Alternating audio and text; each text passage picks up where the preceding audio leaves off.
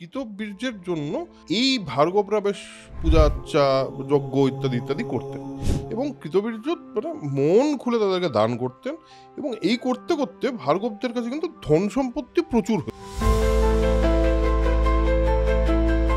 এই যিনি এরকম একটা নৃশংসতার উল্লেখ আমরা কিন্তু আর মহাভারতে পাইনি। না, সেই সময় গর্ভের থেকে এক অদ্ভুত তেজ বেরোয়, বা কে বেরোয় সেটা বলেনি, বাট তেজ বেরোয় এবং এদের সবাই অন্ধ হয়ে পৃথিবী, পুরো পৃথিবী ধ্বংস করে দেবো, পৃথিবী ধ্বংস করে দেবো এরকম টাইপের একটা মানে সংকল্প নিয়ে তিনি তপস্যা করা শুরু করেন এবং ঘন্টাও বাজান। আসল উদ্দেশ্য কি ছিল? দ্রৌপদী বলে যে অর্জুনকে লাগবে, অর্জুনকেই যদি লাগে তাহলে পরে এমন একটা কোনো সম্বরের টেস্ট দিতে হবে যাতে অর্জুনই শুধু পাস করতে পারে। তিনি একটা ধনুক বানালেন, সে এক সাংঘাতিক ধনুক যেটাতে মানে টঙ্কার দিতে গেলে পরে টঙ্কার ধনুকটাকে তুলতে গেলেই তোলাই সম্ভব না লোকের পক্ষে। এবং শুধু যেখানে তৈরি করা হলো সেই জায়গাটা বল, এই জায়গাটা মানে সেই সময়কার স্টেডিয়াম, তাও একটা রয়্যাল স্টেডিয়াম একদম। তো প্রথমত তো কৃষ্ণা বা দ্রৌপদীকে দেখে সবার মধ্যে একটা তুমুল আলোড়ন পড়ে গেল, দ্রৌপদী আমার। বিফল মনোরথ হয়ে সবাই ফিরে যাচ্ছেন, উঠাতেই পারছেন না কেউ, কেউ ধনুক ধরতে গিয়ে ছিটকে পড়ে যাচ্ছে। অর্জুন তো অর্জুন ধনুক ওঠালেন, 5টা স্বর নিল এবং চোখের নিমেষে, চোখের পলক 5টা লেগে গেল, দিকে জয়ধ্বনি, আকাশ থেকে ফুল টুল পড়া আরম্ভ হয়ে গেল। এবার ধ্রুপদকে মারতে এরা বেরিয়েছে, ভীম তো যথারীতি ভীম সানি দেওল করলো, গাছ উপড়ে দিয়ে, টিউবওয়েল উপড়ানোর মতো গাছ উপড়ে দিয়ে দাঁড়িয়ে পড়লো মাঝখানে।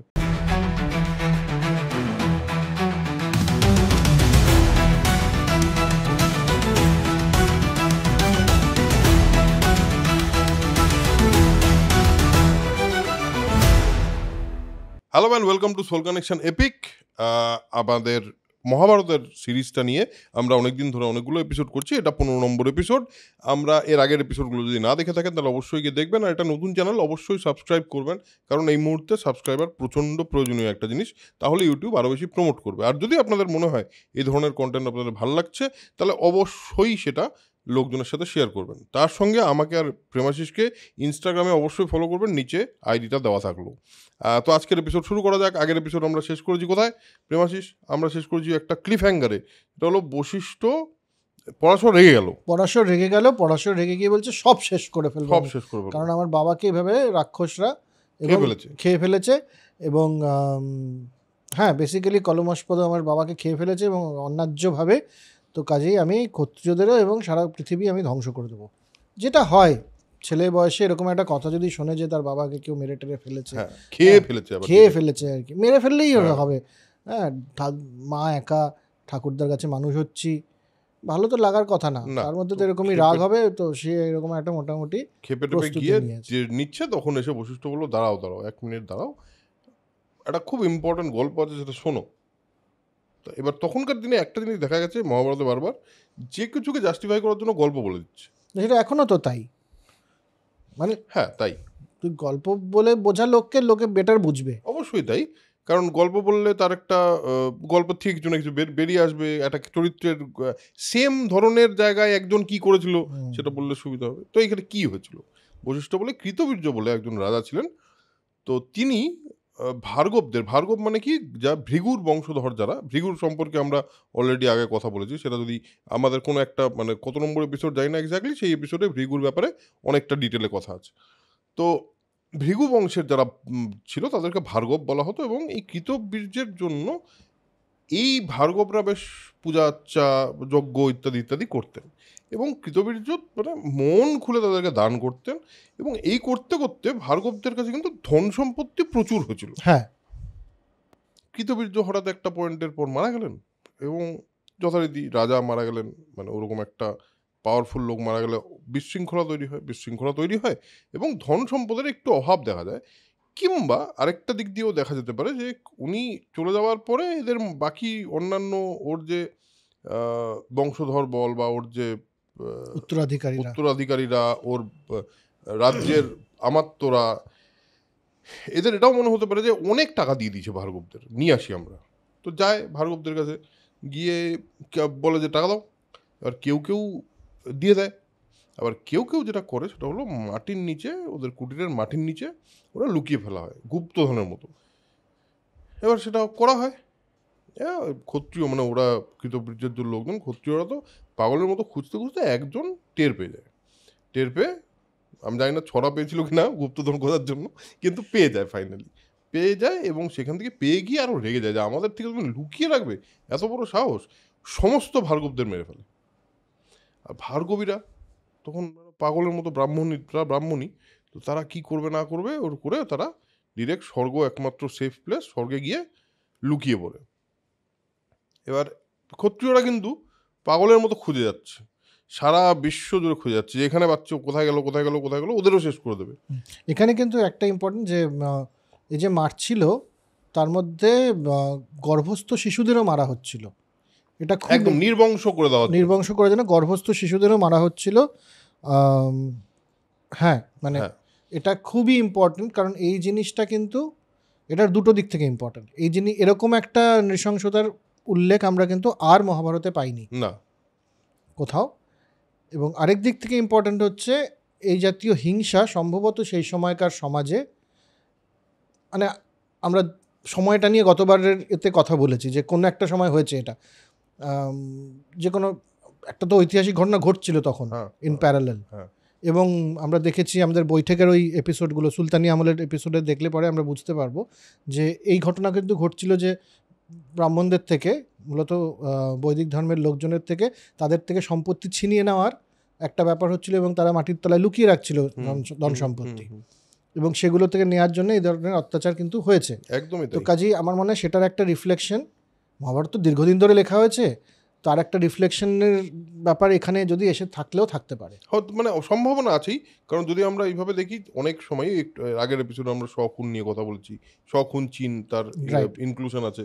তো এখানে এটা বলতেই পারি যে সেই সময়কার যে মধ্যযুগীয় বর্বরতা হয়তো যদি এর মধ্যে ঢুকে পড়তে পারে। এবং গর্ভস্থ শিশুদের মেরে ফেলা হচ্ছিল, ব্রাহ্মণীরা চলে যায় এবং এরা খুঁজে বেড়াচ্ছে। ব্রাহ্মণীদের মধ্যে এক ব্রাহ্মণী তার উরুদেশে তার গর্ভকে ট্রান্সফার করে, তার পাওয়ার দিয়ে ওখানে গর্ভটা রেখে সে লুকিয়ে থাকে। এবার যথারীতি এরা খুঁজে টুজে পেয়ে যায়, পেয়ে গিয়ে এদের সবাইকে মারবো করতে থাকে এবং মোটামুটি আস্তে আস্তে মারা শুরুও করতে থাকে।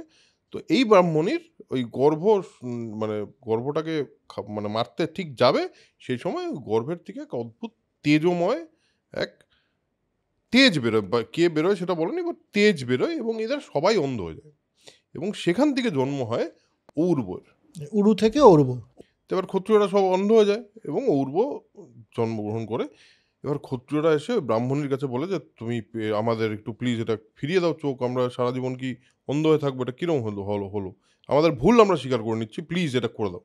তো ব্রাহ্মণী বলে দেখো আমি তো তোমাদের অন্ধ করিনি, আমার উরুদেশ থেকে যে জন্মেছে সে তোমাদের, তার তেজ তোমাদেরকে অন্ধ করে দিয়েছে, একমাত্র সেই তোমাদেরকে সেই অন্ধত্ব বা দৃষ্টি ফিরিয়ে দিতে পারে।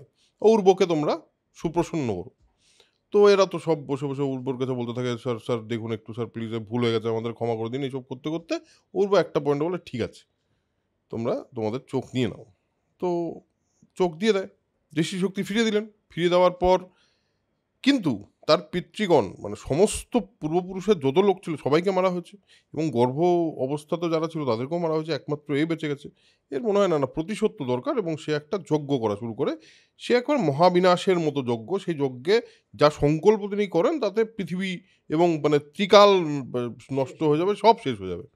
তো এবার তার পিতৃগণরা এইসব দিকে এটা বলে যে ওরা তো স্বর্গে ছিল, বলছে যে ওরা এসছে বলছে শোনো ব্যাপারটা হলো আমরা বাঁচতে বাঁচতে অনেক দিন হয়ে গেছিলো, আমরা বোর হয়ে গেছিলাম, বাঁচতে বাঁচতে বোর হয়ে গেছিলাম। আমরা তো দেখো ক্ষত্রিয়রা এসেছিল আমাদেরকে মারতে, আমাদের যা ক্ষমতা আমরা ওদের সৎকার করতেই পারতাম, মানে ওদের এগেনস্টে দাঁড়াতেই পারতাম, কিন্তু আমাদের স্বর্গে যাওয়ার ইচ্ছা ছিল অ্যাকচুয়ালি। তো আমরা তো ভালো কাজ করেছি, স্বর্গেই যাবো। আর বললাম ঠিক আছে তোদের দ্বারাই আমাদের মৃত্যু হোক। হ্যাঁ, কারণ আত্মহত্যা মহাপাপ। হ্যাঁ, কারণ এইখানেই বক্তব্য বলেছে। কিন্তু আমরা প্রথমে ভেবেছিলাম স্বর্গারোহণ তো করবো, কিন্তু আত্মহত্যা তো স্বর্গারোহণ হবে না, আত্মহত্যা মহাপাপ। যদি আমরা এই আত্মহত্যা মহাপাপ এই কথাটার কথা বলি, বা মহাভারতে কিন্তু এই কথাটার পরিষ্কার একটা বিবরণ আছে, আত্মহত্যায় স্বর্গলাভ হয় না। এই পিতৃগণ, ঔর্বের পিতৃগণ এসে মানে সব ভার্গবরা এসে বলে, এবং আমরা স্বেচ্ছায় ক্ষত্রিয়দের হাতে মরেছি। তো উর্ব এইসব শুনে বলছে যে ঠিক আছে, তাহলে তো মানে আমার ক্রোধ, কিন্তু ক্রোধ তখন এই ক্রোধটা এমন একটা জায়গায় চলে গেছে সেটা ক্রোধ আগ্নি রূপে তৈরি হয়ে গেছে, মানে ভেতরেই একটা অগ্নি তৈরি হয়ে গেছে। এবং সেটাকে মানে বলছিলাম লিটারেলি অগ্নি, এটা কিন্তু মেটাফরিক্যালি ক্রোধাগ্নি নয় এখানে যেটা বলা আছে অন্ততপক্ষে। এবং তার ক্রোধাগ্নি তিনি সমুদ্র জলে নিক্ষেপ করলেন। হ্যাঁ, কিন্তু তার আগে সে একটা দেয়, মানে ভার্গবদেরকে বলে যে আপনারা বলছেন আমি বুঝতে পারছি, কিন্তু আমার ক্রোধ কিন্তু আনজাস্টিফাইড ক্রোধ না, একদম অন্যায় রাগ কিন্তু এটা নয়। কারণ হচ্ছে যখন একটা ঠিক কাজের জন্য মানুষের ক্রোধ হয় তখন সেটাকে, সেই ক্রোধটাকে সঠিক পথে চালনা করলে পরেই সেটা কাজের কাজ হবে। তার মানে ক্রোধকে একদম যে অস্বীকার করে দেওয়া হচ্ছে তা কিন্তু নয়, না, যে ধর্ম অর্থ এবং কাম প্রাপ্তির জন্যে কিন্তু এই জাস্টিফাইড ক্রোধ, যেগুলো জাস্টিফাইড অ্যাঙ্গার ইজ রিকোয়ার্ড। আর একটা অন্যায় হয়ে গেছে কোথাও, এবার আমি আমার ক্রোধকে সম্বরণ করে নিলাম, না তাহলে তো হবে না। তাহলে তো হবে না, কারণ অন্যায় যদি হয় তাহলে পরে সেটার প্রশমন করতে হবে। তা না করা হয় তাহলে ততটাই পাপের ভাগীদার সে। রাইট। মানে এই যে অন্যায় যে করে আর অন্যায় যে সহে, এই সেম ব্যাপারটাই। হ্যাঁ, রবীন্দ্রনাথের কথা তো এবার এখানে একটা অন্যায় হয়েছে যে আপনাদের মতো ব্রাহ্মণদেরকে এই ক্ষত্রিয়রা এসে মেরে ফেলেছে, রাজারা লোকরা, এটা তো ক্রাইম, অন্যায়, অপরাধ। তো এই অপরাধ যদি আমি না আটকাই এভাবে, কোনোভাবেই অপরাধ যদি না আটকানো হয় তাহলে তো অপরাধ বাড়তে থাকবে। তো অপরাধকে বাড়তে দেওয়া যাবে না, তার জন্যও ক্রোধ দরকার। কিন্তু বলে আপনাদের কথা আমি মেনে নিলাম, এবং তারপর ক্রোধাগ্নি তিনি সমুদ্র জলে নিক্ষেপ করলেন। এবং এখানে যেটা বর্ণিত আছে সেই অর্থে সমুদ্রের নিচে কিন্তু সেই ক্রোধাগ্নি থেকে যায় মানে জলমান অবস্থায়। এবং এখানে যেটা লেখা আছে ঘটকীয় বলে কেউ একটা, এখানে বড় বা বলে কিছু একটা লেখা আছে। ওই ঘটকীয় কথাটার মানে বুঝলাম না, তিনি কোনো একটা মানে কোনো একটা এন্টিটি হবেন। হ্যাঁ, ঘটকীয় বলছে সমুদ্রের তলার অশ্বের মতো একটা রূপের কিছু একটা বধবা নল, বধবা নল হিসেবে ওখানে, অনল মানে আগুন এবং বধবা মানে হর্সেস হেড, ঘোড়ার মাথা। তো বধবা নলে বা বধবা মুখ, এর মধ্যে এটা আগুনটা গিয়ে সেই আগুনটা থেকে যায়। হ্যাঁ, থেকে যায়। এবং তিনি নিজের ভেতরে সমাহিত করে নেন। এবং মানে কিছু কিছু জায়গায় বলা হয় কিছু সি হর্স আছে যাদের মধ্যে এখন অবধি ওই কি রেডিয়াম জাতীয় কিছু পদার্থ দেখা যায়, তারা রাত্রিবেলা জলে, মানে যে ওই সমুদ্রের নিচে তারা জলে। এবার কেউ বলে মানে কোনো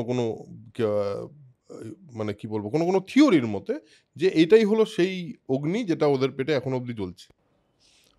মানে হোয়াট এভার দ্য ইয়ে ইজ। না, বাট এই মেটাফরটা ভাবতে গেলে পরে অশ্বই কেন হবে, অন্য কিছু হতে পারতো। হ্যাঁ, কিন্তু সি হর্সের কথা বলা হচ্ছে, ততটুকু পরিষ্কার। হ্যাঁ, ঠিক আছে, এটার জন্য ওখানে আগুন জ্বলছে এটা তো নয়। সেটা তো আমরা নাগের সময় দেখেছি যে অস্থি বললে কেন চলে যায়, তার একটা গল্প রয়েছে। এবার সাপের তো ইভলিউশনে বিবর্তনেই জীব দুটো জীব ভাগ হয়ে আছে, কিন্তু সেটাতে ওই দুব্বাঘাসের একটা গল্প আছে। তার মানে তো মানুষ জানতো যে সাপের দুটো জীবটা ভাঙা, মানে জীবটা দুটো পার্টে রয়েছে। মানে এখানেও সি হর্স ব্যাপারটা তার মানে আমরা জানতাম, যারা লিখছে তারা জানতো সি হর্সের কথা। দ্বিতীয়ত সি হর্সের মুখ থেকে সমুদ্রের ভেতরে রেডিয়াম বেরোয়, যেটা তখন লোকে বুঝতে পারেনি রেডিয়াম, কারণ রেডিয়াম তখন আবিষ্কার হয়নি, কিন্তু ওটা আগুনের মতো আগুন, এটা আমরা জানতাম। আলো একটা বেরোয়, এটা তো জানতেন, তা না হলে তো এটা লেখা সম্ভব ছিল। তার মানে একটা জিনিস তো বোঝা যাচ্ছে যে সমুদ্রের নিচের যে পৃথিবী সেটা তো পরে আবিষ্কার হয়েছে, তাও সেটা সত্যি নয়। তাহলে যদি এটা লেখা হয়ে থাকে তাহলে তো সমুদ্রের নিচের পৃথিবী সম্পর্কেও একটা বেসিক আইডিয়া আছে মানুষের। ঠিক, তার মানে তারা কোনো না কোনোভাবে ডুবুরির ব্যবস্থা করেছিলেন বা ডুবুরির ব্যাপারটা আবিষ্কার করেছিলেন নিজেদের মতো করে, হয়তো কোনো প্রাণায়ামের দ্বারা তারা এতটাই অক্সিজেন ধরতে পারতেন। কারণ সেইটার উদাহরণ এখনো পাওয়া যায়। অনেক মানুষ আছেন এখনো যারা ওই প্রাণায়াম করে এমন একটা ব্রেথ কন্ট্রোল এমন একটা জায়গায় নিয়ে এসছেন যিনি 2 মিনিট 2.5 মিনিট অবধি ধরে রাখতে পারেন, মানে ব্রিথ। না, ভারতবর্ষ বহুকাল ধরে, মানে প্রাগৈতিহাসিক যুগ থেকেই জাহাজ নিয়ে ব্যবসা করতে যাচ্ছে বিভিন্ন জায়গায়। তো কাজে সমুদ্র সম্বন্ধে তাদের জ্ঞান থাকবে না, এটাই আমরা ভাবছি কেন? ঠিক, একদমই তাই। তো এই হলো অবস্থা, এবং এটাতে এই ক্রোধের গল্প বশিষ্ঠ বলল। পরাশর বলল আচ্ছা আচ্ছা, তার মানে ওর ক্রোধ তো এরকমই আমারই কাছাকাছি, যে ওরও নির্বংশ করে দেওয়া হয়েছিল। তাহলে ও যখন নিজের ক্রোধাগ্নি নিক্ষেপ করে দিল পিতৃপুরুষের কথা শুনে, তাহলে আপনি যখন বলছেন সেটা আমিও তাহলে ওই ক্রোধ সংবরণ করছি। কিন্তু এই ক্রোধ তো সংবরণ করলাম আমি, কিন্তু যেহেতু এই আমাদের কলমাসপদের ভেতর থেকে একজন রাক্ষস ছিল, যে যার জন্য এই সাপটা পায়, এবং সেই কারণে তিনি মেরে ফেলে, সেই কারণে নরখাদকের পেটে চলে যান তিনি। এই রাক্ষসগুলোকে আমি ছাড়বো না, আমি এরা রাক্ষস যজ্ঞ করব। সে যজ্ঞে সমস্ত রাক্ষস এসে ওই সর্পসত্রের মতো সাপ যেরকম এসে আহুতি দিচ্ছিল, এরমভাবে রাক্ষসরা সব এসে মরতে থাকবে। তো এটা শুরু হয়, এবং সে মানে রাক্ষস দগ্ধ হতে শুরু করে। এবার এখানে আসে হলো অত্রি, পুলস্ত, পুলহ, ক্রতু এবং মহাক্রতু। এরা এসে বলে শোনো, পুলস্ত মানে কিন্তু রাবণের পিতামহ সম্ভবত, আমি যদি ভুল না করি। পুলস্ত কিন্তু রাবণের পূর্বপুরুষ, মানে রাক্ষসদের ওই রাক্ষস কুলের পূর্বপুরুষ। বলো দেখো ভাই, তুমি যেটা করছো সেটা ঠিক আছে, তোমার রাগ আমি বুঝতে পারছি, কিন্তু তুমি যাদেরকে মারছো, যে সমস্ত রাক্ষসদের, তারা তোমার পিতার মৃত্যু সম্পর্কে কিছুই জানে না। এবার তাকে মেরে তো তোমার মানে কোনো লাভই হচ্ছে না। শক্তি যে কারণে মারা গেছিল, সেটা কিন্তু সে যে সাপটা দিয়েছিল কলমাসপদকে, সেই সাপটার কারণেই তার মৃত্যু হয়েছে, এটা অদৃষ্টের মৃত্যু হয়েছে। আর বলল যে এখন, এবং আমরা দেখে আসলাম উনি তো সুখেই বাস করছেন দেবলোকে। তো তখন পুলস্ত্যের কথায় পরাশর বলল ঠিক আছে, তাহলে আপাতত আমি এটা করছি না, এবং পরাশর শান্ত হলেন। হ্যাঁ, এইখানে একটা ইম্পর্টেন্ট, রাক্ষস তো আমরা বারবার বিভিন্ন জায়গায় দেখছি যে রাক্ষস মানে একটা বিশেষ সম্প্রদায়কে রাক্ষস বলা হয়। একদম রাক্ষস খক্ষস সবাই খারাপ এরকম ব্যাপারটা নয়। সেটা এখানেও প্রমাণ পাওয়া যায়। কারণ হচ্ছে বলছে এই রাক্ষস যাদের তুমি মারছো, সে তো একজন করেছিল, তার জন্য তুমি পুরো রাক্ষসকুলের উপরে রিভেঞ্জ নিচ্ছ। এরা তো ইনোসেন্ট, একদম ইনোসেন্ট রাক্ষস। ইনোসেন্ট কথাটা বলে আর কি, মানে ইংরেজিতে বলে না। হ্যাঁ, কিন্তু নির্দোষ রাক্ষস বলে, নির্দোষ এবং নিরপরাধ রাক্ষস। নির্দোষ নিরপরাধ তুমি মারছো কেন? জাস্ট একটা সম্প্রদায়ের বলে। হ্যাঁ, তার মানে একটা জিনিস তো প্রমাণিত হচ্ছে, রাক্ষস মানেই যে তারা সবকিছু খারাপ করেছে এতদিন, তাহলে তো হতে পারে না, কারণ তারা তো নির্দোষ হতো না। না, তারা নির্দোষ হতো না, তারা একটা প্রজাতি বা সম্প্রদায়, এটাও নিশ্চিত। এবং মহাভারতে এই যে ঘটনাটার মধ্যে যে না, মানুষ যারা আছে বা রাক্ষস যেই হোক, তাকে নিরপরাধে মারা যাবে না, এটা কিন্তু আরেকবার বলে দেওয়া হয়, আরেকবার ভ্যালিডেটেড হলো। বেশ, চলো এবার আমরা অর্জুন, আমরা এতক্ষণ ধরে গল্পটা শুনছিলাম, কিন্তু এটা আমরা শুরু থেকেই বারবার বলছি যে মহাভারতের গল্পের কিন্তু একটা মজা আছে। সেটা হলো মহাভারতের গল্পটা ওকে বলছে, ও তাকে বলছে, ও তাকে বলছে, ও তাকে বলছে, করে করেই পুরো গল্পটা আছে। সবটাই শোনা কথা। হ্যাঁ, আসল কথা কি, সবটাই শোনা কথা। এবার অর্জুন এতক্ষণ এই গল্প শুনে বললো যে আচ্ছা ঠিক আছে, বুঝলাম। কলমাসপদ, ওই একটু এর আগের বার বলেছি ওটা, ওই গল্পটা কলমাসপদ কেন তাহলে বশিষ্ঠকে বললেন যে আপনি পুত্র দিন, সেই গল্পটা উনি বললেন। বলার পর বলল অর্জুন খুব ইম্পর্টেন্ট কথা, এই পুরো কথাটা শুরু হয়েছিল কেন?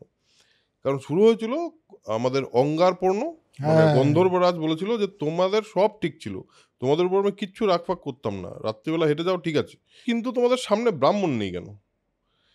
বলছে, এবার ও বললো আচ্ছা, তোমার সব কথা শুনে আমি বুঝলাম যে সত্যি ব্রাহ্মণত্বের একটা বড় গুরুত্ব আছে, এবং শুধু গুরুত্ব নেই, জ্ঞানের একটা বড় গুরুত্ব আছে। এবং আমরা যদি শাসন চালাতে হয় ক্ষত্রিয় হিসেবে, আমাদের ধর্মও বলে যে আমাদের ব্রাহ্মণ থাকা উচিত, আমাদের একজন অ্যাডভাইজার হিসেবে। তা আমার এরকম কে আছে যে আমি যাকে कहना क्या चाहते हो, হ্যাঁ, कहना क्या चाहते हो, এবং তুমি ক্যান্ডিডেট দাও আমাকে, হ্যাঁ আমি রিক্রুট করতে চাই, তুমি আমাকে ক্যান্ডিডেট দাও। তো বলছে দেখো, ক্যান্ডিডেট একজন আছে, খুবই ইম্পর্ট্যান্ট লোক আছে এটা। আর অর্জুন বলছে যে তুমি তো সবই জানো দেখছি, তুমি তো এত কিছু বললে যখন সবই জানো, তো তুমি আমাকে বলো যে এবার কি করা যায়। তখন বলছে যে কি পর্বত, উৎকোচক তীর্থে একজন, এই আমরা কিন্তু দ্রৌপদী স্বয়ম্বর পর্বে ঢুকলাম বা ঢুকবো, এইখানে অনুযায়ী ঢুকবো বা ঢুকলাম, একই ব্যাপার। হ্যাঁ, ওটা বোধহয় এইখানে তাই আছে। এবার দেবলের কনিষ্ঠ ভ্রাতা ধৌম্য বলে একজন আছে, এবং একটা জিনিস বলে দিই, ধৌম্য কিন্তু খুব একটা গুরুত্বপূর্ণ অ্যাডভাইজার রূপে এদেরকে সারা পুরো বনবাসটা জুড়ে, যে সময়টা ওরা ওখানে ছিল, প্রচণ্ড হেল্প করে, এবং সমস্ত জায়গায় ঠিক অ্যাডভাইসটা ধৌম্য দেয়। কিন্তু বারবার এরাও ধৌম্যর কাছে যায়। তো এবার ধৌম বললো ওখানে গিয়ে তুমি ওকে পৌরোহিত্য নির্বাচন করো। বললো ঠিক আছে। এবং অর্জুন বললো এই নাও তোমার এতক্ষণের কথা, তো আমাদের একটা এক্সচেঞ্জ অফার হয়েছিল, তুমি আমাকে আগ্নেয়াস্ত্র দিলাম তোমাকে, তুমি আমাকে যে অশ্বগুলো দিলে আমি এখন দরকার নেই, আমার যখন দরকার পড়বে আমি তোমায় বলবো। বলে তারা মানে okay bye see you later বলে ওরা চলে গেল। কোথায় যাচ্ছে? উৎকোচক। আসল উদ্দেশ্য কি ছিল? দ্রৌপদী। হ্যাঁ, কারণ ব্যাসদেব বলেছে যে 5 পতি হবে, এক মহিলা আছে যে অভিশাপ পেয়ে এখানে আছে, তার সঙ্গে তোমারই অভিশাপ না, আশীর্বাদ। আশীর্বাদ পেয়ে, হ্যাঁ আশীর্বাদটা এক্সেস হয়ে গেছে। হ্যাঁ, আশীর্বাদটা একটু এক্সেস হয়ে গেছে, 5 বার হয়ে গেছে। তো ওই জন্য তোমাদের কিছু করার নেই, তোমার ওই পতি হবে, মানে 5 পতিরই এক পত্নী হবে, সেটা দ্রৌপদী। তোমরা পাঞ্চাল রাজ্যে যাও। তো পাঞ্চাল রাজ্যে যেতে গিয়ে এর সঙ্গে দেখা হয়েছিল, আর ফাইনালি এরা গিয়ে পাঞ্চাল রাজ্যে উপস্থিত হয়। এখানে আবার আছে যে পাঞ্চাল রাজ্যে যাওয়ার সময় আরও দেখছে অনেক লোকজন যাচ্ছে, মিউজিশিয়ানরা যাচ্ছে, হ্যাঁ, স্ট্যান্ড আপ কমেডিয়ানরা যাচ্ছে, মানে বিদূষক যাদেরকে বলে। হ্যাঁ, আরে ওই তো এরা যাচ্ছে, তারপরে তোমার আরো প্রচুর ব্রাহ্মণ যাচ্ছে ওখানে। তো সেখানে গিয়ে কি ব্যাপার, তারা সবাই বলছে আরে তোমরা জানো না দ্রৌপদীর মেয়ে দ্রৌপদী তার স্বয়ম্বর, বিরাট উৎসব তো ওখানে, মহোৎসব জায়গা বলে, মহোৎসব হচ্ছে। তো তোমরা বুঝতে পারছো না, চলো তোমরাও কিছু পাবে। আর ওদের তো দেখে তো হৃষ্টপুষ্ট লাগছে, ওখানে যদি মনে হয় তাহলে তোমরাও না হয় একবার লাক আজমাকে দেখলো। তো বলছে যে ওখানে তোমার যজ্ঞসেনের কন্যার হবে, ওখানে বিরাট উৎসব, তোমরা চলো, তোমাদের দেখে তো মনে হচ্ছে তোমরাও হৃষ্টপুষ্ট ইয়াং ছেলে, তোমরাও না হয় লাক আজমাকে দেখলে না কি, মানে তোমাদেরও মনে হলে পরে তোমরা ট্রাই করো না স্বয়ম্বরে, আর এমনিও বড় উৎসব হবে, আমরাও কিছু উপঢৌকন পাবো, চলো। তো এরাও বলছে হ্যাঁ চলো। এদিকে দ্রুপদের কি ইচ্ছা ছিল? দ্রুপদের ইচ্ছা ছিল কিন্তু অর্জুন, কুরুবংশ, এবং কুরুবংশের মধ্যে এখন যে সবচেয়ে বেশি বীর সেই অর্জুন। এবং শুধু তাই না, ও তো যুদ্ধের সময় অর্জুনকে দেখেছে, অর্জুনকে দেখেছে যে ছেলেটা ভালো, ছেলে ভালো, হ্যাঁ ঠিকঠাক ছেলে আছে, একে জামাই হিসেবে পেলে তো ব্যাপারটা মন্দ না একদম। তো ওর কিন্তু ইচ্ছে ছিল মনে মনে এটাই, যে দ্রুপদের যে আমার জামাই কিন্তু অর্জুনই হবে। তো কি করে এনশিওর করা যায়, কারণ করতে তো হবে স্বয়ম্বর। একদম। ওদিকে একটা খবর চাউর আছে, কিন্তু বিশ্বাস করছে না দ্রুপদ পুরোপুরি, মানে একটা তো চলছে চারদিকে যে হ্যাঁ বার্নাবার তো ওটা জ্বলে টলে গেছে যতুগৃহ ঠিকই, তবে একটা মনে হচ্ছে যে হয়তো বেঁচে কি পালিয়ে গেল, কারণ তারপর থেকে আর কোনো খবর নেই। এবার একটা গুঞ্জন কিন্তু ছিল, হ্যাঁ পুরো মার্কেটে গুঞ্জন ছিল, মার্কেটে এরকম একটা খবর ছিল। হ্যাঁ, তো উনি বলে কিন্তু অর্জুনকে লাগবে, অর্জুনকেই যদি লাগে তাহলে পরে এমন একটা কোনো সম্বরের টেস্ট দিতে হবে যাতে অর্জুনই শুধু পাস করতে পারে। তিনি একটা ধনুক বানালেন, সে এক সাংঘাতিক ধনুক, যেটাতে মানে টঙ্কার দিতে গেলে পরেই টঙ্কার ধনুকটাকে তুলতে গেলেই তোলাই সম্ভব না। হ্যাঁ, তারপরে সেটা টঙ্কার ফঙ্কার দিতে এই অর্জুন ছাড়া হবে না, এবং উপরে একটা যন্ত্র লাগালেন। কিন্তু মাছ টাছ কিন্তু বলেনি এখানে, মাছের কথা বলেনি, মাছের কথা কিন্তু বলা নেই, বুঝলেন তো। ওটা কোথা থেকে এসছে আমি জানি না, আপনাদের জানা থাকলে জানান। এখানে হচ্ছে উপরে একটা যন্ত্র লাগানো হচ্ছে, যেটা হচ্ছে সোনার একটা লক্ষ্য, যেখানে ওই লক্ষ্যভেদ করতে হবে, এবং মোটামুটি যা স্কিল দরকার সেটার জন্য, সেটা অর্জুন ছাড়া সেই মুহূর্তে আর কারো কাছে নেই। তো এরকম করে দেওয়া হলো, যন্ত্রযন্ত্র বানিয়ে মোটামুটি রেডি। এবং শুধু যেইখানে তৈরি করা হলো সেই জায়গাটা বল, এই জায়গাটা মানে সেই সময়কার স্টেডিয়াম, তাও একটা রয়্যাল স্টেডিয়াম, একদম রয়্যাল স্টেডিয়াম, মানে সে অগরুট গন্ধে মোহমোহ ব্যাপার, প্যালেস সাংঘাতিক 100 দ্বার সেই জায়গায় ঢোকবার। হ্যাঁ, চারিদিকে হোস্টেল, মানে হোস্টেল রাখা আছে লোকজন থাকার জন্য, হ্যাঁ বেডস আছে সেখানে, ইউথ হোস্টেল টাইপ। তো ওখানে রাজারা আসবে না, এবং যে সিঁড়ির মতো আছে সেই সিঁড়িতে ওঠা নামা খুব সহজ, এবং সেখানে সাদা চাদর লাগানো, সেখানে সমস্ত এরা বসবেন, মানে বসে হচ্ছেন আর কি বেসিক্যালি। চারদিকে গন্ধ এবং প্রচুর সবাই এসছেন, প্রায় কে নেই, তো সেটা লিস্টে আসবো। তো চলছে, এবং এখানে উৎসব চলছে, নৃত্য গান বিভিন্ন রকম উৎসব চলছে, এখনো সব রকম হচ্ছে, লোকজনও আছে, রয়্যাল যারা এসছে, রাজারা রাজপুত্র, এবার সবাই খুব আনন্দিত। এখনো পর্যন্ত কিন্তু 15 দিন হয়ে গেছে, এখনো পর্যন্ত বেসিক কম্পিটিশনটা শুরু হয়নি, ওটা হচ্ছে লাস্ট। ওটা হলো এখন অবধি শুধু প্রিলিউড চলছে আর কি। তো ঠিক আছে, এবার এরাও এসে গেছে, এরা এখানে এসে পাঞ্চাল রাজে এসে এক কুমারের বাড়িতে আশ্রয় নেয়। আশ্রয় নিয়ে মাকে রেখে বলে আমরা একটু ঘুরে আসি, দেখি কি চলছে ওখানে। তো ওখানে যায়, ওখানে এসব চলছে। তো সেখানে ষোড়শ দিন, মানে 16তম দিন, 16th ডে স্নান টান করে ধৌত বস্ত্র পরিহিতা কৃষ্ণা বা দ্রৌপদী তিনি এলেন, এবং এসে আসার সাথে সাথে একটা, এবং সাথে একটা গোল্ডেন একটা প্রাইজ ছিল, মানে শুধুমাত্র বরমালা নয়, একটা প্রাইজ ছিল তার হাতে সোনার, সেটা হচ্ছে যেতে হবে। তো চারদিকে গান টান হচ্ছে এইবার, এবং ধৃষ্টদ্যুম্ন তার ভাই, বড় ভাই, সে এসে ব্যাপারটা ডিক্লেয়ার করলো, যে অ্যানাউন্স করলো যে এবার কিন্তু স্বয়ম্বরের আসল যার জন্য এতদিন ওয়েট করেছিলেন সেটা, এবং এই হচ্ছে আমার ভগিনী, আর এই হচ্ছে বান, এই হচ্ছে লক্ষ্য, 5টা বান দিয়ে আপনাকে মারতে হবে, যে মারতে পারবে তা সে আমার ভগিনীকে পাবে। কে এসেছিল সেখানে, কে আসেনি বল? কে আসেনি? দুর্যোধন, হ্যাঁ দুর্যোধন, দুঃশাসন, বিকর্ণ, এরা তো ছিলই, মানে ধৃতরাষ্ট্রের সব পুত্রই ছিল, প্রায় সব পুত্রই ওখানে আছে। শকুনি, দুর্যোধনও এসছে, শকুনিও এসছে, শকুনি এসছে, গান্ধারের থেকে আরো লোকজন এসছে, কর্ণ এসছে, অশ্বত্থামা, ভোজ, কর্ণ, হ্যাঁ এবার বিভিন্ন জায়গা থেকে এসছে কয়েকটা ইম্পর্টেন্ট, কারণ এইগুলোর একটা হিস্টোরিক্যাল রেফারেন্স আছে। যেমন মগধরাজ এসছে, মগধরাজ মানে আমাদের জরাসন্ধ। তারপরে ধর সমুদ্র সেন, এটা কোনো একটা দ্বীপ রাজ্য, সমুদ্র সেন সম্ভবত শ্রীলঙ্কাকে বলা হতো একসময়, এরকম মনে হয়। কলিঙ্গরাজ, তাম্রলিপ্ত, মানে বাংলার থেকেও গেছিল কিন্তু কন্টেন্ডার, এমন নয় একদম, হ্যাঁ বাংলা জাস্ট ইয়ে থেকে চলে যায়নি একদম, মানে গেছিল তাম্রলিপ্ত থেকে। মদ্র টদ্র, এরা তো যে শল্যরাজ ইম্পর্টেন্ট, কারণ মদ্ররাজই শল্য, হ্যাঁ মদ্ররাজ শল্য, রাইট, মদ্ররাজ শল্য টল্য সবাই এসছেন, হ্যাঁ সিন্ধু থেকে এসছে লোকজন, শিশুপাল, জরাসন্ধ, বাসুদেব, ভগদত্ত, এরা পরে আবার কিন্তু ইয়েতে পাবো, হ্যাঁ এদেরকে যুদ্ধের সময় এরা খুব ইম্পর্টেন্ট রোল প্লে করবে। বিরাট রাজ, পৌণ্ড্রক, বাসুদেব। আচ্ছা, এর সঙ্গে খুব ইম্পর্টেন্ট দুজন এসছে, এটা তো খুবই ইম্পর্টেন্ট, সেই হচ্ছে এই ক্যারেক্টার ইন্ট্রোডাকশন হলো, এই প্রথম হালকা করে দিয়ে চলে গেলেন, সেটা হচ্ছে কৃষ্ণ আর বলরাম বা বলদেব, হ্যাঁ বলরাম আসছি সেখানে। তো প্রথমত তো কৃষ্ণা বা দ্রৌপদীকে দেখে সবার মধ্যে একটা তুমুল আলোড়ন পড়ে গেল, দ্রৌপদী আমার, এরকম একটা উচ্চস্বরে আওয়াজ হলো, হ্যাঁ, এবং তাদের মানে প্রাণ দিয়ে ফেলেছেন আর কি সবাই। এবং এই যে এই রাজারা কিন্তু পাণ্ডবদের দেখতে পায়নি কেন? কারণ তারা তো কৃষ্ণাকে দেখতে পাগল হয়ে গেছে, ঠিক। তো এবার শুরু হলো, হ্যাঁ, এবং এরাও মানে মন দিয়ে ফেললেন, কিন্তু পঞ্চপাণ্ডবই মন দিয়ে ফেললেন। পঞ্চপাণ্ডব যখন দেখলেন, হ্যাঁ এটা কিন্তু ইম্পর্টেন্ট ব্যাপার, যে পঞ্চপাণ্ডব যখন দেখলেন তখন কিন্তু বাকি সবার মতোই এরাও কিন্তু একেবারে মানে প্রেমে পড়ে গেলেন, বিগলিত প্রাণ এবং প্রেমে পড়ে গেলেন প্রায়। প্রেমে এখানে বলা হয়নি, এখানে কাম তাড়িতই বলা হয়, কিন্তু তাই হয়েছেন আর কি, এটা হয়ে গেছে।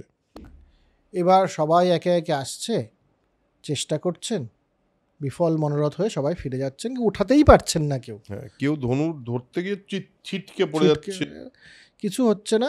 সবার যখন প্রায় শেষ, সমস্ত রাজপুত্র রাজাদের যখন শেষ, তখন ওই ব্রাহ্মণদের গ্যালারি থেকে এসে আমাদের অর্জুন, তার আগে আরেকজন ইম্পর্টেন্ট লোক আছে যেটা বলা খুব ইম্পর্টেন্ট, সেটা হলো কেউ তুলতে পারলো না, কর্ণ এলো, কর্ণ এসে কিন্তু ধনুক তুলে ফেললো, এবং তুলে ফেলে সে কিন্তু স্বর পরিয়ে নিয়েছে, এবং সে স্বর দিয়ে মারবে, এবং দেখা যাচ্ছে লোকে বলছে এই ছেলেটাকে দেখে কিন্তু মনে হচ্ছে এর মধ্যে ক্যাপাসিটি আছে, এই কিন্তু করে ফেলবে, কিন্তু মেরে দেবে।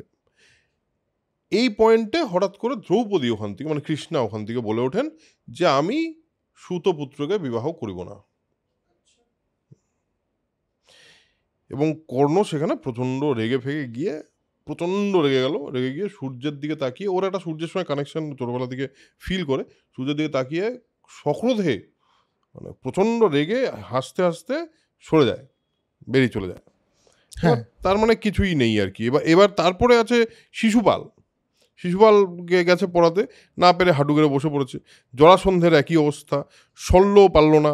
এইবার আসলো হলো তুই যেখানে বললি হ্যাঁ, এবার এই কর্ণের এই গল্পটা কিন্তু এই ভার্সনটাতে নেই, যেটা এটাতে কিন্তু আছে, মানে আমাদের যে মেন ভার্সন, যেটা মেন আমাদের কি বলে এটাকে কালীপ্রসন্ন সিংহের ভার্সন, সেখানেও আছে কিন্তু। হ্যাঁ, না এটা যে বিবেক দেবরায়ের যেটা, এটা ভান্ডারকার ইনস্টিটিউট থেকে যখন রিভাইজ করে বানানো হয়েছিল 1919 থেকে 1970-এর মধ্যে বানানো হয় এটা, তখন তার মধ্যে অনেক শ্লোক বাদ পড়ে, যেগুলো তাদের মনে হয়েছিল যেগুলো বিভিন্ন সময় প্রাদেশিক অনুযোজন আচ্ছা বলে তাদের, কারণ 3টে জায়গাতেই তখন মহাভারত বিদ্যমান ছিল কোনোভাবে লিখিত ইত্যাদি। একটা হচ্ছে বাংলায় এই কালীপ্রসন্ন সিংহের, এবং তখন তো দিনে সম্ভবত রাজশেখর বসুরটাও লেখা হয়ে গেছে কিনা জানি না, কারণ 1970-এ শেষ হয়।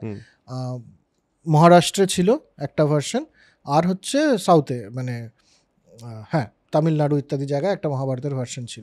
তো এই 3টাকে একত্রিত করে কিছু শ্লোক বাদ দেওয়া হয়, যেগুলোকে মনে হয় যেগুলো প্রাদেশিক অনুযোজন, তার জন্য কিছু বাদ আছে, যেমন কর্ণের এই বর্ণনাটা এখানে নেই। রাইট, কিন্তু এখানেও মানে আমাদের এই কালীপ্রসন্ন সিংহের যে বইটা, সেটা আপনারা মানে অনেকেই জানেন, এটা ব্যাসদেব বিরচিত, যেটা ব্যাসদেবের মানে যেটা খুবই ডিরেক্ট, এবং এটার থেকেই কিন্তু সারানুবাদ করা হয়েছে এটা। Right right right. তো এই জন্য এটার উল্লেখ এখানে। হ্যাঁ, তো যা হোক, এবার উঠে এলেন, উঠে তো উনি যাচ্ছেন ওখানে ধনুটা নিতে। এবার বাকি ব্রাহ্মণদের মধ্যে একটা দুভাগ হয়ে গেল। একদল বললেন যে কি হচ্ছে, এত বড় বড় সব ক্ষত্রিয়রা গেছে, কেউ কিছু করতে পারেনি, তারপরে একটা ইয়াং ছেলে যাচ্ছে এখানে, ব্রাহ্মণদের কি সেই শক্তি আছে নাকি, এ তো বুঝতে পারছে না কি কতটা কঠিন চ্যালেঞ্জটা।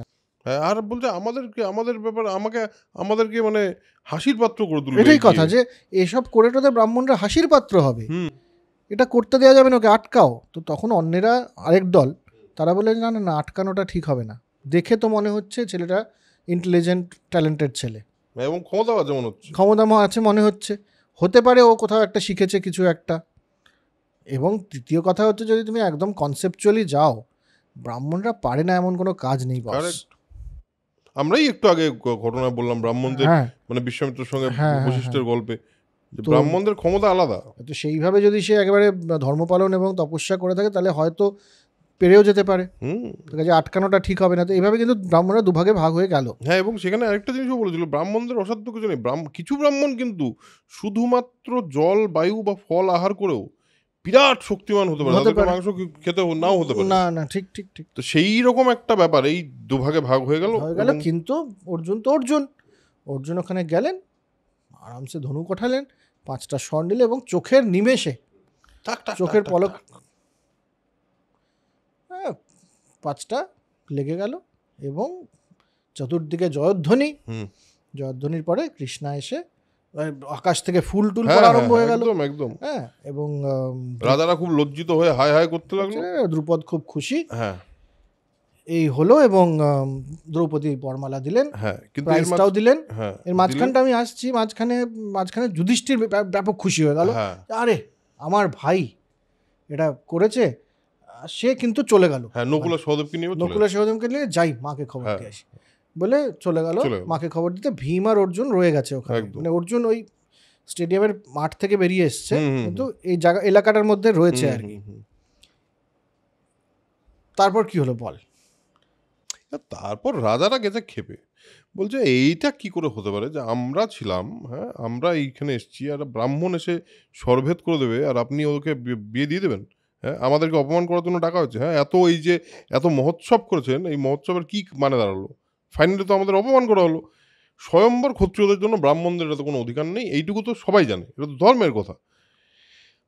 এবার এই অপমান নিয়ে বিরাট একটা মানে ঝামেলা ঝঞ্ঝাট সৃষ্টি হলো, পার্লামেন্টের মতো। মানে আমি যখন পড়ছিলাম আমার মনে হচ্ছে পার্লামেন্টের মধ্যে এই থেকে বলছে না এটা হবে না, না এটা হবে না, এরকম না হুলুস তুলু চলছে। কিন্তু হ্যাঁ, এবার রাজারা বলে না, এইসব হয়েছে তো দ্রুপদকেই মেরে ফেলবো, আর কিচ্ছু মানে এইসব এত অপমান সহ্য করতে পারবো না, ব্রাহ্মণকে মারতে পারবো না, ও কোথায় চলে গেছে, বা ওকে মারতে পারাটা ব্রাহ্মণ হত্যা পাপ হবে, তো দ্রুপদকে ক্ষত্রিয় হিসেবে মেরে ফেলবো, আর কোনো মেরেই ফেলবো মানে একদম শেষ। এবার ধ্রুপদকে মারতে এরা বেরিয়েছে, এবার ওই দুজনকে বলছে, ও দুজন দেখেছে আসে, হ্যাঁ তোমরা বলছে তোমরা তো শক্তিশালী, তোমরা একটু বাঁচাও। কি করছে ভীম, তো যথারীতি ভীম এখন পুরোপুরি সানি দেওল করলো। হ্যাঁ, গাছ উপড়ে দিয়ে, টিউবওয়েল উপড়ানোর মতো গাছ উপড়ে দিয়ে দাঁড়িয়ে পড়লো মাঝখানে। আমার মনে হয় চিৎকারও করেছিল, যেরকম সানি দেওয়াল করে। এবং এখানে প্রচুর মানে প্রচুরবার বারবার কিন্তু বলা আছে যে চিৎকার করার কথা। ধনুর এই পাশে যথারীতি আমাদের অর্জুনও ধনুর্বাণ নিয়ে দাঁড়িয়ে পড়লো, দাঁড়িয়ে তো পড়লো। এবার ব্রাহ্মণরাও পাশে দাঁড়িয়েছে, আমরাও আছি, মানে টেনশন করো না, হ্যাঁ কিচ্ছু ক্ষমতা নেই কিন্তু কিন্তু আছে। বলছে আরে আপনাদের টেনশন করতে হবে না, আমরা দুই ভাই আছি, হালকা মুচকি হেসে বলে আপনারা বসুন, হ্যাঁ আপনারা বসুন, হয়ে যাবে অত চাপ নিয়ে দেবেন না। হ্যাঁ, এবার কর্ণ অর্জুনকে আর শল্য ভীমকে আক্রমণ করলো। এবার অর্জুনের মানে ওই যে তীরের যে চমক সেটা দেখে বলছে কে তুমি, কর্ণ বলছে তুমি কে। এখানে আসবো, আগে তার আগে এই সময় কিন্তু আরেকটা আছে ব্যাপার, এই সময় আরেকটা ব্যাপার আছে। এই সময় কৃষ্ণ তো ওখানে আছেই, কৃষ্ণ তো সবসময় পেছন থেকে দেখে, যতক্ষণ না পর্যন্ত তার প্রয়োজন পড়ে ততক্ষণ সে আসে না একদম। কৃষ্ণ তখন বলরামকে বললেন এই যে গাছটা উপরে এই যে লড়াইটা করছে আর এই যে তীর ধনুক চালানোর মতো এই ছেলে দুটো, আমার মনে হচ্ছে এ ভীম আর এ হলো অর্জুন। একদম একটা জিনিস আমি অন্তত নিশ্চিত হয়ে গেলাম এখন, যে আমাদের পিসি এবং পিসির ছেলেরা মারা যায়নি কেউ, এরা সব বেঁচে ফিরে গেছিল। গুপ্ত কি বলে ডিসগাইজ, কি জানো বলে ডিসগাইজকে, ছদ্মবেশে এরা ঘুরে বেড়াচ্ছে, এরা কিন্তু এটাই। আমি খুব নিশ্চিন্ত আজকে। এবার চলো দেখি কি হয়, দেখো এবার তুমি মজা। হ্যাঁ একদমই। এবার তখন করছে অর্জুন, তখন এমন তীর কর্ণকে স্মরণিক্ষেপ এমনভাবে দেখাচ্ছে, কর্ণ ভাবছে কে তুমি, মানে এরকম অসাধারণ ধনুর্বিদ্যা তোমার, তুমি কি মানে তুমি নিজে রাম না বিষ্ণু, ও নিজে জিজ্ঞেস করে একদম ডিরেক্টলি। অর্জুন বলে আমি একজন ব্রাহ্মণ, গুরুর কাছ থেকে অস্ত্র শিক্ষা করেছি মাত্র। এই বলে অর্জুনের মানে অর্জুন একটা তীরে কর্ণের ধনু দুই ভাগে ভাগ করে দিলেন, মানে ভেঙেই ফেললেন। আবার কর্ণ আরেকটা ধনুক নিল, সেটাও ভেঙে দিল। আর কর্ণ বলল না না, এটা হলো ব্রহ্মতেজের ব্যাপার। কর্ণ কিন্তু চিনতে পারেনি অর্জুনকে। হ্যাঁ না, কারণ কর্ণ বলছে রাম মানে এখানে কিন্তু পরশুরামের কথা বলছে। হ্যাঁ হ্যাঁ, আমার সাথে এই যুদ্ধ করতে পারে সে তো এরকম হয় পরশুরাম, না হলে ইন্দ্র, হ্যাঁ না হলে বিষ্ণু স্বয়ং, অথবা ফাল্গুনী, অথবা অর্জুন। হ্যাঁ তুমি এর মধ্যে কে বলো তো বাবু? হ্যাঁ একদম একদম। অর্জুন তো বলে না না আমি কেউ না, আমি ব্রাহ্মণ, আমি গুরুর থেকে শিক্ষা লাভ করেছি, আমি বিরাট কেউ না বলে ব্যাপারটা ডিসগাইজটা রেখে দেয়। হ্যাঁ, কিন্তু আমার কাছে যে এমন আমি তপস্যা করেছি যে আমার কাছে ব্রহ্মাস্ত্র এবং ইন্দ্রাস্ত্র দুটোই আছে। হ্যাঁ। তো এবার যথারীতি ওর ধনুচ্ছেদ করে দেওয়া হয়। কর্ণ একটা পয়েন্টে ডিসাইড করে না বোধহয় আমি যা ভাবছি তা না, এ বোধহয় সত্যি সত্যি ব্রহ্মতেজের কারণে এই ব্যাপারটা করতে পারছে। এবং সে মোটামুটি হার মেনেই ধরে নে সে বেরিয়ে চলে গেল। এবার এদিকে শল্য আর ভীমের মধ্যে তো মারাত্মক মারামারি হচ্ছে, এই গাছ ফাছ উপরে নিয়ে অনেকক্ষণ ধরে মারামারি হলো, কেউ মানে কিছুই হলো না। ফাইনালি ভীম যথারীতি শল্যকে তুলে মাটিতে নিক্ষেপ করলেন, হলো। আচ্ছা, মদ্ররাজ শল্য কিন্তু মাদ্রির পিতা। হ্যাঁ হ্যাঁ।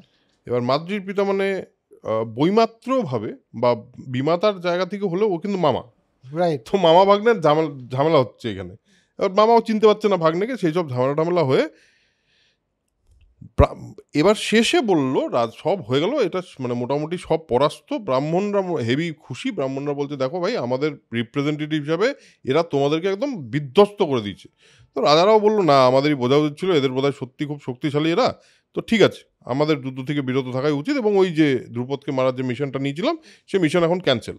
হ্যাঁ, এবং তারপরে তাদের বললো যে ব্রহ্মহত্যা করে ফেলবো, হ্যাঁ এরা তো ব্রাহ্মণ। আর সেই সময় আবার কিন্তু কৃষ্ণ মার্কেটে এলেন, এসে বললেন যে দেখো তোমরা লড়াই করছো ঠিক আছে, আমি দেখছি অনেকক্ষণ ধরে, হ্যাঁ কিন্তু ব্যাপারটা হচ্ছে যে তো স্বয়ংবর ছিল, এখানে একটা কন্টেস্ট দেওয়া হয়েছিল, চ্যালেঞ্জটা ওই ছেলেটা জিতেছে পুরো, কিন্তু জানে লোকটা, হ্যাঁ হ্যাঁ চিনে গেছে, এর আগেই দেখেছি, কিন্তু জিতে গেছে। এখন তো পাঞ্চালি ওখান নেই, ঘর মানুষেরা জিতেছে, যা হিসাব ছিল তাই সেটাই করেছে। হ্যাঁ, তো আপনারা আর এটার মধ্যে এগোবেন না, আমার মনে হচ্ছে এখানেই ব্যাপারটাকে খান্তি দেওয়া উচিত। কৃষ্ণ বলে দিয়েছে মানে কৃষ্ণ কিন্তু কৃষ্ণর মানে মোটামুটি পুরো মহাভারত জুড়ে কৃষ্ণের যা পার্সোনালিটি ছিল, কৃষ্ণের কথা কিন্তু ফেলতে পারতো না। কয়েকটাই লোক আছে যে ভুলভাল করেছিল কৃষ্ণের এগেন্সে, তারা সবগুলোই গেছে। তো কৃষ্ণের কথা শুনে এরা সব চলে গেল। এইবার এদিকে তো ভীম আর অর্জুন যথারীতি তারা তো কুম্ভকারের কর্মশালায় এসে আনন্দে, ওই যেখানে কুমারের বাড়িতে যে ছিল সেখানে তো আনন্দে ভীম আনন্দিত মনে কুন্তিকে জানালেন তারা ভিক্ষা করে এনেছেন। এখানে আমার একটা মানে খুবই অসুবিধা আছে, এটা হলো দ্রৌপদীকে কিভাবে ভীম ভিক্ষা দ্রব্য বলল, এটা নিয়ে আমার হেভি প্রবলেম আছে। কারণ যদি এটা না বলতো, মানে ইনফ্যাক্ট আমি জানি না সার্কাজমে বলেছে দেখো কি ভিক্ষা করে এনেছি এরকম করে বলেছে কিনা জানি না, কিন্তু যেটাই বলাটা তো উচিত না। একটা মহিলাকে, একটা মেয়ে তাকে স্বয়ম্বরে অর্জুন জিতে এনেছে, এটা তো ভিক্ষাদ্রব্য বলার মানে এটা কি হচ্ছে? এবার ভিক্ষাদ্রব্য বলেছে যথারীতি কুন্তি ভেতর থেকে বলেছে যে এই গল্পটা খুবই পপুলার, যে 5 জন মিলে ভাগ করে ভোগ করো, 5 জন মিলে ভোগ করো, কিন্তু হ্যাঁ কথাটা ভোগ করো। এবং এইটা বলে যখন ও বেরিয়ে আসে কুন্তি দেখে কৃষ্ণা এবার বলে ফেলেছে এমন একটা কথা যে 5 জন মিলে ভোগ করো। কুন্তির মনে হয় এইটা তো একেবারে শেষ হয়ে গেল, এটা তো আমার মারাত্মক অবস্থা। এবার এই মুহূর্তে কি করব? আমার নিজের পুত্র ধর্মরাজ, তার কাছে যাই, গিয়ে যুধিষ্ঠির এরকম হয়ে গেছে, এটা আমি বলে ফেলেছি, এবার কি হবে?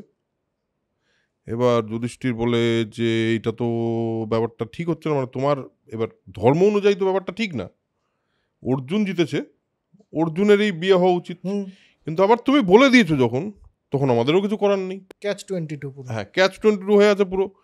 এবার কুন্তি কিন্তু এটাও বলেছে যে ভিক্ষা বলে সম্বোধিত করাতে, ভিক্ষা বলে আমার নিকটে উপস্থিত করে বলে আমি যথারীতি যা বলি তোমরা ভাগ করে নাও, সেটাই করেছি। যুধিষ্ঠির বলছে তো কেস করেছে, তো বিরাট একটা গন্ডগোলের কেস। এবার সে ফাইনালি বলে যে তুমিই ডিসাইড করো, অর্জুনকে গিয়ে বলো তুমি জিতেছো, তুমি ডিসাইড করো কি হবে। অর্জুন বলে দেখো এটা মায়ের আদেশ, কিছু করার নেই। এবং ফাইনালি কিন্তু আমাদের বিয়ে করতেই হবে, মানে 5 জনকেই বিয়ে করতে হবে। ও একটা ইয়েও বলে, ও একটা কি বলে ওটাকে, আরে কি বলে ওটাকে, ধারাবাহিক জায়গা থেকেও বলে। আরেকটা ব্যাপার আছে, সেটা হলো পাণ্ডবরা কিন্তু ওই যে সেই যে আসক্ত হয়েছিল, 5 জনেরই প্রেম হয়েছিল, এখন কিন্তু পাণ্ডবরা পরস্পরের দিকে তাকিয়ে কিন্তু বোঝা যায় যে প্রত্যেকেরই দ্রৌপদীর প্রতি আসক্তি আছে। এবার যুধিষ্ঠির বলে আচ্ছা এটা তো কেসটা তো গন্ডগোল, যুধিষ্ঠির নিজেরও আছে কিন্তু, হ্যাঁ কেসটা তো গন্ডগোল। এবার ও বলে যে একটা তো অপশন আছে, আমরা ভুলে যাচ্ছি কেন, যে ব্যাসদেব কিন্তু আগে বলে গেছিল যে এই 5 জনের মানে আমরা 5 জনই ওর প্রতি হব। তখন বললো ব্যাসদেবকে স্মরণ করে নিচ্ছি, তার মানে ব্যাপারটা ধর্মে আছে, কিন্তু ধর্মের কথা, মানে একটা কম্প্রোমাইজ ফর্মুলা বেরোলো, এবং সেখানে বললেন ঠিক আছে এর কোনো অসুবিধা নেই, এটা আমরা সকলেরই ভার যা এ হবেন। আচ্ছা এখানে একটুখানি বলি যে এই জিনিসটাকে কোট করে আমি এই কদিন আগেই দেখছিলাম ইনসিডেন্টলি, যে অনেকে বলছেন যে তার মানে সেই সময় পলিএন্ড্রি খুব কমন ছিল, বা পলিঅ্যামরি বা পলিএন্ড্রি, হ্যাঁ এটা খুব কমন ছিল, এটা এই গল্পটা থেকে বোঝা যায়। তা কিন্তু নয়, তা যদি হতো পলিএন্ড্রি কমন, তাহলে পরে এই প্রসঙ্গটার কোনো অবতারণা হতো না। হ্যাঁ এই যে অধর্ম হয়ে যাচ্ছে, প্রবলেম হয়ে যাচ্ছে, কি করে হবে, এটা হতো না, যে ঠিক আছে হয়ে গেছে। আর কুন্তিও তো এত নিজে এসে দেখার পর ওর মনে হচ্ছে যে আমি কি করে ফেললাম, হ্যাঁ এটাও হতো না। তো কোনো একটা সময়ের একটা গল্প, কিন্তু এই সময় আবার পরে এটাকে কিন্তু এটাও বলা হয়েছে যে না এটা একটা অধর্ম হচ্ছে সম্ভবত। এরপরেই এইটাকে জাস্টিফাই করার জন্য 3টে রেফারেন্স দেওয়া হয়েছে বিভিন্ন সময়কার, যে কে কখন কার প্রতীক ছিলেন। এবং দেখা যাচ্ছে আরেকটা জিনিস হচ্ছে সেই সময় এক মহিলার বেশি স্বামী হওয়াটা খুব কমন না হলেও আনকমনও ছিল না, একদম মানে অভূতপূর্ব ছিল না, ঠিক। এবং সেটা একটা জিনিস কিন্তু আবার প্রমাণ করে, হলো বহুপত্নীর যেরকম কথা আমরা শুনতে পাই পুরুষদের, সেমভাবে একজন নারী কেন বহু স্বামী রাখতে পারবে না। যদিও এখানে দ্রৌপদীর নিজের ইচ্ছের জায়গাটা ছিল না, বাট একটা অদ্ভুত জিনিস, এটা হলো সিরিয়ালে তো দেখিয়েছে যে দ্রৌপদী না মেরে সাথ ইয়ে কিয়া হো গয়া এইসব করেছে, এখানে কিন্তু একবারও দ্রৌপদীকে তো কোনো ভয়েসই দেওয়া হয়নি, কিন্তু এখানে অ্যাকচুয়ালি কোনো রকমের দেওয়া হয়নি। এবং এই সময় যদি কৃষ্ণ আর বলরাম এসে পৌঁছালেন এদের কাছে, এবং ও পিতৃশশা মানে ওর পিসিকে বললেন যে আমি কৃষ্ণ বলরাম। এবার কৃষ্ণ বলরাম বলে আমরা তো তোমার খুবই কাছের লোক, তো আমরা যুধিষ্ঠির জিজ্ঞেস করে আপনি জানলেন কি করে, বলে সামহাও আমি চিনেছি তোমাদেরকে, ওখানে দেখি এবং তারপর তোমাদেরকে ফলো করে এই অবধি এসেছি, এবং তোমরা ঠিক করে থাকো, অজ্ঞাতবাসেই থাকো আপাতত, ম্যানেজ করে নাও কয়েকদিন, তারপর বাকিটা দেখা যাবে কি হবে। এদিকে ধৃষ্টদ্যুম্ন মানে দাদা, যথারীতি দাদা নিজের জায়গার থেকে, বোন কোথায় বিয়ে হলো বোনের এটা দেখার জন্য পেছন পেছন গেছে। এদিকে রাত্রি হয়েছে, খাওয়ার দাওয়ারের ব্যবস্থা হয়েছে। খাওয়ার দাওয়ারের ব্যবস্থার মধ্যে একটা অদ্ভুত ওদের নিয়ম ছিল, সেটা হলো যতটুকু খাবার আসতো সেটা দুভাগে ভাগ হতো। একটা পুরো ভাগ ভীম খেত, আর বাকি ভাগটা বাকি 4-5 জনের মধ্যে বা যতজন থাকে তার মধ্যে ভাগ হতো। মানে ভীমের খাওয়ারটা অনেক দরকার ছিল। তো এবার যাই হোক, ভিক্ষাবৃত্তি করে যা খাওয়ার এসছে সেটা ভাগ করা হয়েছে, খাওয়া দাওয়া হয়েছে। কুন্তী পাণ্ডবদের মাথার দিকে শুয়েছে, মাথার দিকে মানে কোনো একটা শয্যায় তিনি ইয়েতে, আর দ্রৌপদী কিন্তু পায়ের দিকে। ফেমিনিস্টরা এখানে খুবই আপত্তি করতে পারেন, যেটা আমি আমার মনে হচ্ছে যে এখানে লেখা আছে দ্রৌপদী পায়ের দিকে শুয়েও তার কোনো অসুবিধা হচ্ছে না। হ্যাঁ, মানে ওরাই ডিসাইড করে নিয়েছে যে দ্রৌপদীর কোনো অসুবিধা হচ্ছে না। হ্যাঁ, অদ্ভুত ব্যাপার। এখানে বলছে ওখানে দিয়ে মানে ওখানে শুয়ে আছে কিন্তু ওর কোনো অসুবিধা হচ্ছে না, এটাতেই বোঝা যাচ্ছে যে সবটা অ্যাকসেপ্ট করে নিয়েছে। আরে কি অদ্ভুত ব্যাপার, কেন? হ্যাঁ দেখ, তুই ওখানে স্বয়ম্বর হওয়ার পর থেকে হ্যাঁ দ্রৌপদীর কিন্তু কোনো ভয়েস নেই। না, কোনো ভয়েস নেই এখনো অবধি কি পুরোটাতেই অনেক কম ভয়েস কিন্তু। হ্যাঁ, কোনো দ্রৌপদীকে ভয়েসই দেওয়া হয়নি যে দ্রৌপদীর কি মনে হলো যখন এটা হলো। হ্যাঁ, কুন্তির কি মনে হলো সেটা তো বুঝলাম, যে ওরা ক্যাচ-22 পড়েছে, কিন্তু দ্রৌপদীর কি মনে হচ্ছিল। এবং এইটা কিন্তু খুব ইম্পর্টেন্ট একটা পার্ট যেটা মিসিং বলে মনে হচ্ছে আমার। একদমই, এবং এটা আমরা ডিটেইলডের থেকে বলছি, একদম প্রচণ্ড ডিটেল। সব শ্লোক আছে সেরকম, তুই তো বলছিস যেটা সেখানে শ্লোক বাদ আছে, আমি তো সব শ্লোক আলাপ থেকে পড়ছি। সেখানেও এরকম কোনো বক্তব্য নেই। এবং আমার এটা পরে এত অদ্ভুত লেগেছে যে পায়ের বালিশের মতো শুয়েও দ্রৌপদীর মনে কোনো দুঃখ নেই বা পাণ্ডবদের প্রতি অবজ্ঞার ভাব নেই। ওদের মনে হয়েছে লিখে দিয়েছে আর কি। প্রচণ্ড প্যাট্রনাইজিং একটা, প্রচণ্ড মানে পেট্রিয়ার্ক একটা স্টেটমেন্ট, এবং খুবই মানে আমার যথেষ্ট অস্বস্তি হয়েছে এটা পড়তে। যাই হোক, যেটা লেখা আছে সেই অনুযায়ী আমাদের বলতে হবে। এবার সেখানে দ্রৌপদী ওরা শুয়ে শুয়ে বিভিন্ন রকম ওয়ার টেকনিক্স নিয়ে আলোচনা করা শুরু করলো। যথারীতি ক্ষত্রিয় এরা আর কি টাইম পাস করবে, কি নিয়ে গল্প করবে। এরা তখন তো আর ফেসবুক ছিল না, দেখেছি ও কি স্ট্যাটাস দিয়েছে, এ তো বলতে পারবে না। ওরা যথারীতি যা করার তাই করছে। দ্রৌপদী শুয়ে আছে, ওর সাথে তো ওর কাছে একটুখানি নিজেদের আমার মনে হয় হঠাৎ করে ওরা প্রতিদিনই একসাথে আছে, হঠাৎ করে ওই রাত্রিবেলা যুদ্ধের টেকনিক নিয়ে গল্প করতে আরম্ভ করবে কেন? এটা ঠিক, দ্রৌপদীকে একটু দেখানো ছিল, দেখো আমরা কিন্তু বীর, আমরা কিন্তু আসলে যুদ্ধ জানি। এটা একদমই ঠিক, এটাও হতে পারে, সম্ভাবনা খুবই প্রবল। তো সেইটা শুনে ফেলে কিন্তু ধৃষ্টদ্যুম্ন। আর এদিকে দ্রুপদ তো মনে মনে ভাবছে যে লক্ষ্যভেদ করেছে সে তো বীর। তো আমি তো চেয়েছিলাম অর্জুনকে, তাহলে মানে কোনো হীন জাতি নিয়ে গেল না তো? সে কি আদৌ ব্রাহ্মণ ছিল? ব্রাহ্মণ হলে তাহলে এরকমভাবে প্রচণ্ড একটা কনফিউজ স্টেট অফ মাইন্ডে, কি দশায় আছে বা মেয়েটা কি দশায় আছে, কে নিয়ে গেল, মানে কেউ আমাকে বিট্রে করে ফেললো না তো? আমার যে মানে ওই একটা জায়গা লেখা আছে পুষ্পমালা কি শ্মশানে পড়েছে। হ্যাঁ, আচ্ছা, এটাও মনে হয়েছে ওর তাহলে কি অর্জুনই লক্ষ্যভেদ করলো? যদি অর্জুন, আমি তো অর্জুনের জন্যই বানিয়েছিলাম, অর্জুন ছাড়া আর কেউ পারবে না, তাহলে এটা অর্জুনই করলো। আবার মনে হচ্ছে কর্ণও তো তুলে ফেলেছিল। এইসব বিভিন্ন রকম কনফিউজ একটা স্টেটে ও আছে। এবং এই পয়েন্টে এসে ধৃষ্টদ্যুম্ন এলো, তো কি হয়েছে বাবা, হ্যাঁ মেয়ে কোথায় আছে? তো ধৃষ্টদ্যুম্ন বলে এই ব্যাপার, খুব ভালো যে আছে আমি এটা বলতে পারছি না, কারণ কুশ ঘাসের ওপরে শুয়ে আছে, এরকম ঘটনা ঘটেছে। তবে ওরা, আমি শুনেছি কান পেতে যে ওরা আলোচনা করছিল যুদ্ধের টেকনিক নিয়ে, এবং যে আলোচনাটা করছিল বাবা সেটা সবাই করতে পারে, সেটা কিন্তু ব্রাহ্মণ বৈশ্য এদের আলোচনা নয়, এটা কিন্তু ক্ষত্রিয়দের আলোচনা, এবং বেশ স্ট্রং আলোচনা। কাজে এই ব্যাপারে আমরা আপাতত নিশ্চিত হতে পারি যে এরা হচ্ছে খুব উচ্চ বংশের ক্ষত্রিয়। এবং আমার মনে হচ্ছে তখন দ্রুপদ আর ধৃষ্টদ্যুম্ন মিলে আলোচনা করে বলে, তাহলে কি আমরা যে রিউমারটা মানে শুনছিলাম উড়ো কথা, যে যতুগৃহ থেকে বেঁচে এই 5 জন তাদের মাকে নিয়ে বেরিয়ে গেছিল, তাহলে বোধহয় এটাই তারা, তা না হলে তো এই মিলছে না, 2 2 4 হয়ে গেল। ঠিক, এবার তারা তাদের এক ইয়েকে আর কি খাবরি, তাকে বলে আপনি যান গিয়ে ওদেরকে বলুন, কনফিডেন্সিয়ালি বলুন যে আমরা জানি তারা কে।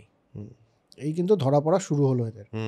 হ্যাঁ, আমরা জানি তারা কে, আপনি গিয়ে খবরটা দিন ওদেরকে, তারপর ওদেরকে আসতে বলুন, তারপর বাকিটা কথা হবে। এইখানে আমার মনে হয় এই জায়গাটা ডিডাকশন করছে দুজন মিলে।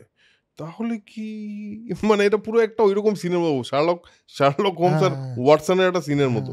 ডিডাক্ট ফিডাক্ট করে ফাইনালি ওরা মনে করেছে না এইটা কিন্তু পাণ্ডবই হবে। হ্যাঁ, তো এর মধ্যে আবার এক পুরোহিত গেছে। হ্যাঁ, কারণ বিয়েটা তো হয়নি। হ্যাঁ, বিয়েটা হয়নি তো এখনো। হ্যাঁ, পুরোহিত গেছে, পুরোহিত গিয়ে বলছে যে আপনাদের বংশ এগুলো তো জানতে হবে, বিয়ে হবে, এগুলো বলুন। যুধিষ্ঠির ওখান থেকে হেভি ডিপ্লোম্যাসি দেখিয়েছে, বলছে না না দেখুন, স্বয়ম্বর আপনি ডেকেছিলেন, স্বয়ম্বরে এইসব শর্ত ছিল না। স্বয়ম্বরে শর্ত ছিল যে একজনকে ওখানে আপনার ধনুক তুলে ওই লক্ষ্যে করতে হবে। এবার লক্ষ্য ভেদ হয়েছে, উপযুক্ত মানে ভাবে আমরা স্বয়ম্বরে অর্জুন জিতেছে, তো তা অবশ্যই কৃষ্ণাকে নিয়ে চলে আসা হয়েছে, এবার তার বিয়ে হবে। এর মাঝখানে এই হঠাৎ বংশ কী কথা হচ্ছে, সব এগুলোর তো কথা ছিল না বাবু। এইসব চলছে, তখন যে যাকে পাঠিয়েছিল যে বলে এসো যে আমরা কে, সে এসে এদেরকে বলে যে সেসব তো হলো, আপনাদেরকে ধ্রুপদ রেখেছে ইয়েতে রাজমহলে, কারণ খাদ্য পানীয় ইত্যাদির বন্দোবস্ত হয়েছে। এই বই অনুযায়ী এর পরের থেকে হচ্ছে এই বৈবাহিক পর্বটা শুরু। এবার তাহলে বিবাহ পর্বটা এখনো বাকি থাকলো। বাবা দেখেছেন এক একটা পর্ব নিয়ে কতক্ষণ কত কিছু হয়ে যায়। আর ব্যাপারটা লেখা আছে ছোট করে, কিন্তু পড়তে গিয়ে বা গল্পের ভেতরে যেতে গিয়ে তো আমরা অনেকটা দূর চলে যাই। এই পর্বে তো আমার একটা জায়গা সত্যি খুব অসুবিধা হয়েছে। আপনাদের কি মনে হয়েছে এই পর্ব শুনে বা এই গল্পগুলো শুনে, সেটা অবশ্যই জানাবেন।